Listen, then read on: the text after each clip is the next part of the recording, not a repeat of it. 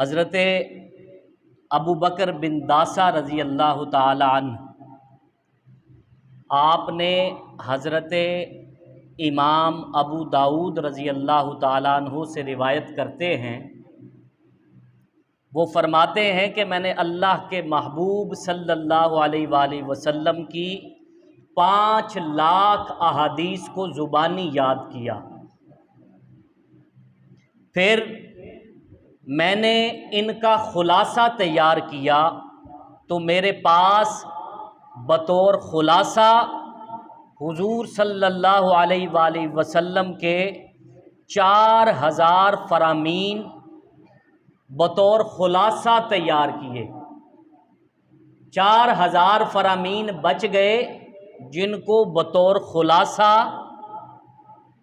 یاد کیا۔ پھر فرماتے ہیں کہ زہد و مناقب، فضائل اور قصص پر جو احادیث مشتمل تھیں، ان میں سے ان احادیث کو جب الگ کیا جن احادیث سے احکام شرعیہ کا استنباط و استخراج ہوتا تھا، تو میں نے ان احادیث کو الگ کیا تو میرے پاس صرف 800 احادیث باقی بچی۔ کتنی احادیث؟ 800 احادیث باقی بچ گئیں۔ ان 800 احادیث کا ایک اور خلاصہ میں نے تیار کیا تو میرے پاس صرف 4 حدیثیں رہ گئیں۔ امام ابو داؤد کہتے ہیں کہ یہ 4 احادیث دین کی بنیاد ہیں، دین کی جڑ ہیں، اور ابن صلاح نے ان احادیث کو مدار الاسلام لکھا ہے۔ یہ 4 احادیث کون سی ہیں؟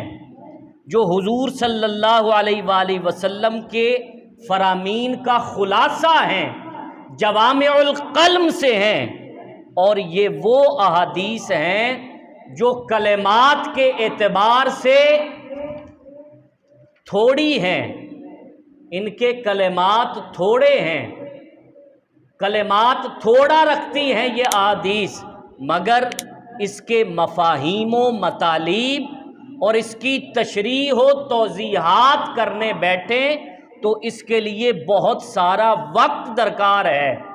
ان میں پہلی حدیث جو 5 لاکھ احادیث کا خلاصہ کے طور پر جو 4 حدیثیں نکالی، ان میں پہلی حدیث حضرت امام ابو داؤد کہتے ہیں کہ میں نے حضور کے 5 لاکھ فرامین کے خلاصے کے طور پر جن احادیث کو جمع کیا، ان میں پہلی حدیث حضرت عمر فاروق رضی اللہ تعالی عنہ سے مروی ہے۔ آقا کریم صلی اللہ علیہ وآلہ وسلم کا فرمان نور ہے، انما الاعمال بالنیات، کہ اعمال کا دار و مدار نیتوں پر ہے۔ یہ حدیث ہماری زندگی کے اندر ایک نظم پیدا کرتی ہے، اور ہم جو بھی عمل کرتے ہیں اس سے قبل دیکھ لیں کہ اس میں نیت کی خرابی تو نہیں۔ اسلام نے ہمیں خلوص کی طرف بلایا ہے، اور خلوص اگر عمل میں نہیں ہوگا تو عمل قابل قبول نہیں ہے۔ ریاکاری کو اس کی اتنی شدت کے ساتھ اسلام میں نفی کی گئی ہے کہ ریا کو شرک کہا گیا ہے۔ حضرت عمر فاروق رضی اللہ تعالی عنہ آپ مسجد نبوی سے باہر آنے لگے تو آپ نے حضرت معاذ ابن جبل رضی اللہ تعالی عنہ کو دیکھا کہ وہ حضور کی قبر انور کے پاس بیٹھ کر زار و قطار رو رہے ہیں۔ حضرت عمر فاروق نے کہا کہ معاذ، تم یہاں بیٹھ کر کیوں رو رہے ہو؟ تو حضرت معاذ نے کہا کہ مجھے حضور کا ایک فرمان یاد آ گیا जिसने मुझे तड़पा कर रख दिया। हजरत उमर फारूक ने फरमाया वो क्या फरमान है हुजूर का, हमें भी सुना दो।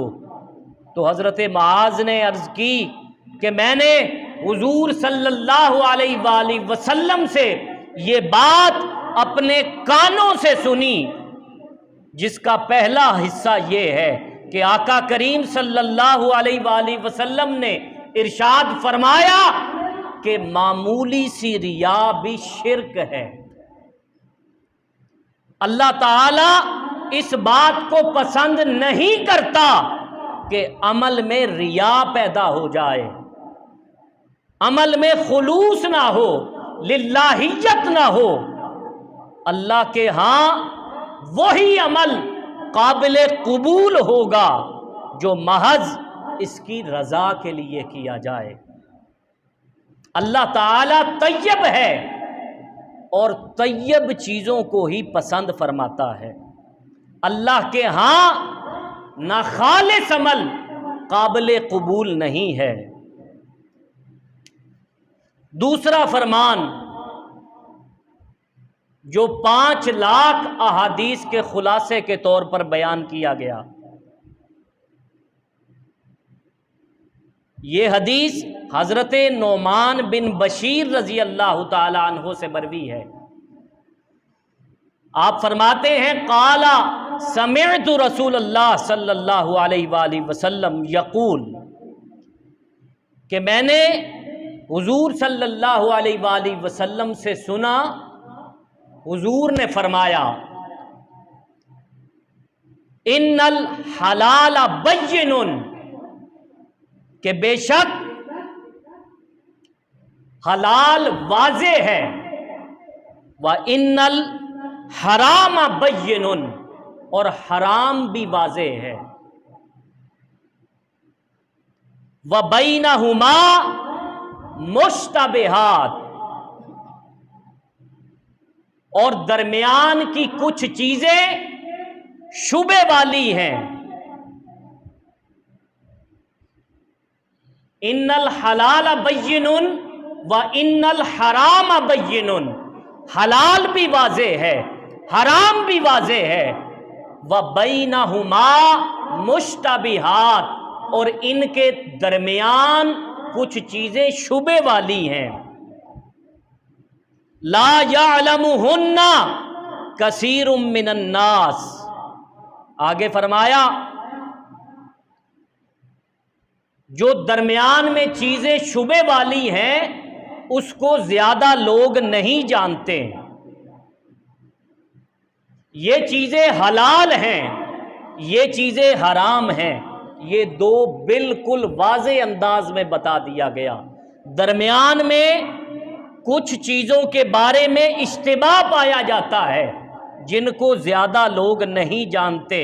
फरमाया फमानिक तक शुबुहात, जो शुबे वाली चीज़ें हैं जो उनसे बच गया इसने अपनी इज्जत को बचा लिया, इसने अपना दीन बचा लिया, और जो शुबुहात में पड़ गया वो हराम में पड़ गया। तो हलाल भी वाज़े, हराम भी वाज़े, और दरमियान में कुछ उमूर जो मुश्तबे हैं इनसे बचना चाहिए। जिस चीज़ के बारे में शक पैदा हो जाए,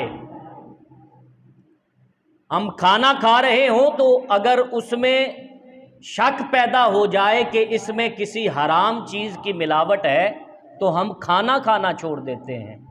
तो जब दीन के मामले में शुबहात दखल अंदाज हो जाते हैं तो इंसान हरामकारी में पड़ जाता है।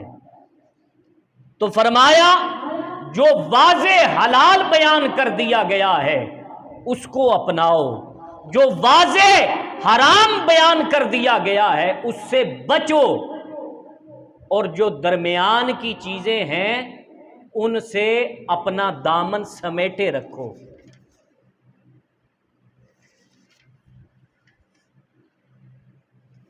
ये हदीसें बयान फरमाई حلال بھی واضح اور حرام بھی واضح۔ تیسری حدیث جو 5 لاکھ احادیث کے خلاصے کے طور پر بیان کی گئی وہ حضرت ابو ہریرہ رضی اللہ تعالی عنہ سے مروی ہے۔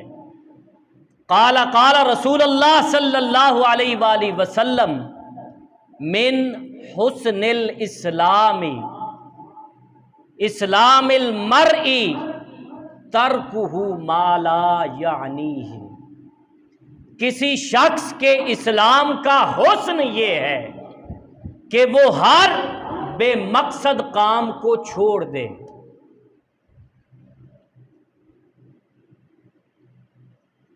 اس کا اٹھنے والا ایک ایک قدم با مقصد ہو، اس کی زبان سے جو گفتگو صادر ہو وہ با مقصد ہو، ایک مسلمان کا قول و عمل، اس کا طرز زندگی، اس کا انداز معاشرت با مقصد ہو، مقصدیت سے بھرپور زندگی اس مسلمان کی گزرے تو یہ کسی شخص کے اسلام کا حسن ہے، کسی شخص کے اسلام کا جمال ہے کہ وہ اپنا ایک لمحہ بھی بے مقصد کام میں خرچ نہ کرے۔ آج ہم اپنا وقت جس طرح برباد کر رہے ہیں فضول اور بیہودہ گفتگو میں، جس طرح اپنی صلاحیتوں کو ضائع کر رہے ہیں اور جس انداز سے ہم نے اپنے وقت کا مصرف بنایا ہوا ہے، ہم اس حدیث کی روشنی میں اگر غور کریں اور اپنی زندگی کی ایک ایک سانس کو، ایک ایک ساعت کو با مقصد بنائیں۔ چوتھی حدیث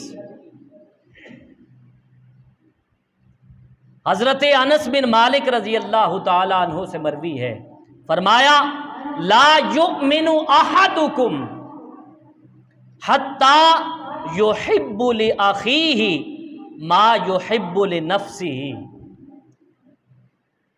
اتنی دیر تک تم میں سے کوئی شخص کامل مومن نہیں ہو سکتا جب تک اپنے بھائی کے لیے بھی وہ پسند نہ کرے جو اپنے لیے پسند کر رہا ہے۔